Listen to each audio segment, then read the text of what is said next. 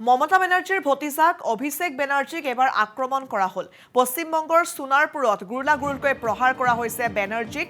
অভিষেক বেনাৰ্জীক প্ৰহাৰ কৰিছে। ক্ৰিকেটৰ হেলমেট পৰিধান কৰিহে কোনোমতে প্ৰাণ ৰক্ষা কৰিবলৈ সক্ষম হ'ল সেই যুৱকজনে। নিৰ্বাচনোত্তৰ হিংসাত হতাহতৰ খবৰ ল'বলৈ গৈছিল অভিষেক, আৰু বিজেপি কৰ্মীয়ে আক্ৰমণ কৰাৰ অভিযোগ উঠিছে তৃণমূল সেই কৰ্মীজনক।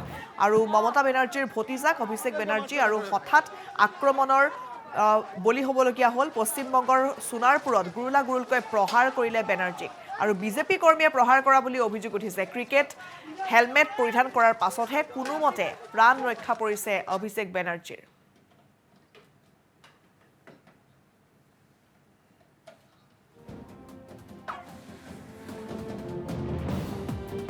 কিচ্ছু নেই, এবং আমার কাছে হোয়াটসঅ্যাপ রয়েছে, হোয়াটসঅ্যাপের কমিউনিকেশনের স্ক্রিনশট রয়েছে। দেখুন, এখানে মিডিয়া রয়েছেন, তাও চাল ভাঙার চেষ্টা, ঘর ভাঙার চেষ্টা, দেওয়াল প্রায় ভেঙে দেয়, জানলা দরজা ভেঙে দেয়।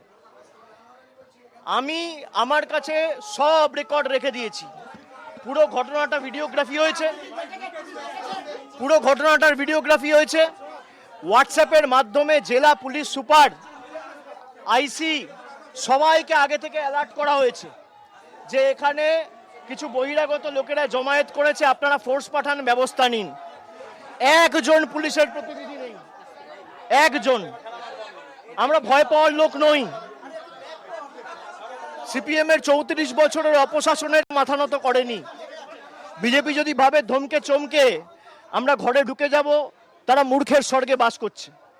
কিন্তু যে পরিস্থিতি আজকে এরা তৈরি করেছে, আমার মনে হয় সিপিএম এর বা ওই মধ্যযুগের বর্বরতাও এদের কাছে লজ্জা পাবে। যেভাবে মানে মাথাটা বেঁচে গেছে খালি আমার একটা হেলমেট পরেছিলাম বলে। আমার এখানে যারা সহকর্মীরা ছিল, এরা বুদ্ধি খাটিয়ে একটা হেলমেট, দুটো হেলমেট জোগাড় করে রেখেছিল, বললো দাদা এটা মাথায় পরে নিন।